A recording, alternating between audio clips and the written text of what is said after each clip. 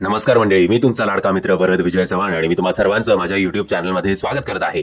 मंडळी, आईच्या गावात मराठी बोल या सिनेमाचा ट्रेलर खरं तर 2 दिवस आधी आपल्या भेटीला आला होता, पण आज 2 दिवसानंतर मी त्याचा रिव्ह्यू टाकतोय, त्यामुळे सर्वप्रथम त्यासाठी माफी असावी.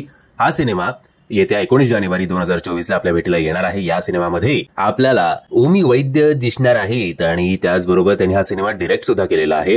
3 मिनिटाचा हा ट्रेलर आहे. ट्रेलर बघून जी काही वनलाईन आपल्या एकंदरीत अंदाज येतोय ज्या वनलाईनचा, ती वनलाईन नक्कीच खूप इंटरेस्टिंग आहे. म्हणजे एक NRI मुलगा त्याच्या आईबरोबर राहत असतो फॉरेनला. बाप बहुतेक बापाचं आणि आईचं पटत नाही, किंवा बाप दुसरं लफडं पण करत असेल बहुतेक, कारण बाप मेल्यानंतर त्याच्या प्रॉपर्टीवर क्लेम करायला अजून एक मुलगा उपस्थित होतो. बाप मेल्यानंतर आता बापाची इच्छा असते की मी सगळी प्रॉपर्टी माझ्या त्याच मुलाला देईन जो एका मराठी मुलीशी लग्न करेल.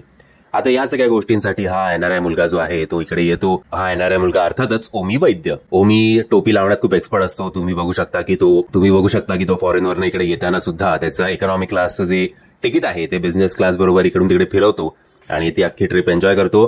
पार्थ भालेराव याच्यात आय थिंक कॅब ड्रायव्हरची भूमिका करतायत, जे वेगवेगळ्या डेस्टिनेशन्सवर ओमीला पोहोचवतील आणि इन द एंड त्यांचे चांगले मित्र सुद्धा होतील. आता ओमीला जेव्हा हे कळतं की बाबा आपल्याला आता झक मारून मुलीशी लग्न करायला लागणार, कारण तिकडे खोटं पण बोलतो की लग्न नाही झालंय पण मी एका मुलीबरोबर माझं साखरपुडा झालेला आहे.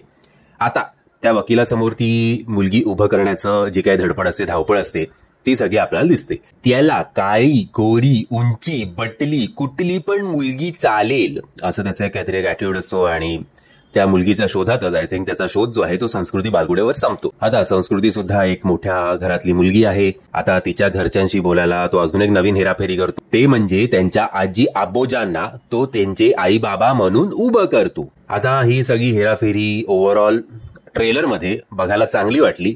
बाकी सगळे कलाकार तो उत्तम आहेच. मला फक्त म्हणजे टीजर रिव्ह्यू मध्ये सुद्धा मी बोललो होतो की ओमीचा जो हा चतुरगिरी आहे ती काही अजून संपत नाहीये, त्यामुळे अख्ख्या पिक्चरभर आपल्याला तो टोन ऐकणं माहिती नाही कसं होणार आहे ते. पण बाकी ओव्हरऑल पंचेस चांगले आहेत, प्रोडक्शन व्हॅल्यू चांगली आहे, कॉस्ट्युम्स सगळ्यांचे चांगले आहेत.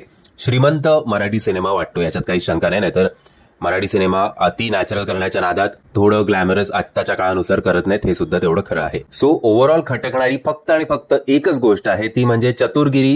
हे 2 ते 3 तास सहन होईल की नाही माहिती नाही, बट बाकी चांगला कॉन्सेप्ट, सगळ्यांचा अभिनय उत्तम, ओमीची बॉडी लँग्वेज एक्सप्रेशन सगळं उत्तम. फक्त तो टोनचा मला जरा संशय आहे. संस्कृती सुद्धा दिसते चांगली. बाकी सगळे कलाकार, बाप्पा जोशी असतील, उदय टिकेकर असतील, छोटे छोटे कॅरेक्टर्स म्हणजे ज्या मुली त्याला बघायला येतात किंवा हा ज्या मुलीने बघायला जातो त्यांचं सुद्धा आय थिंक त्या 1-2 सीन मध्ये खाऊन टाकणार आहेत. इतका चांगला प्रत्येकाने अभिनय केलाय. So fingers crossed. मी आशा करतो माझं जे प्रेडिक्शन आहे की त्याचा टोन जो आहे तो खटकेल 2-3 तास, तो चुकीचा ठरो आणि हा सिनेमा जो आहे तो चांगली कामगिरी बॉक्स ऑफिसवर करू. बाकी तुम्ही जर हा ट्रेलर बघितला नसेल त्याची लिंक मी तुम्हाला खाली डिस्क्रिप्शन बॉक्समध्ये देतोय.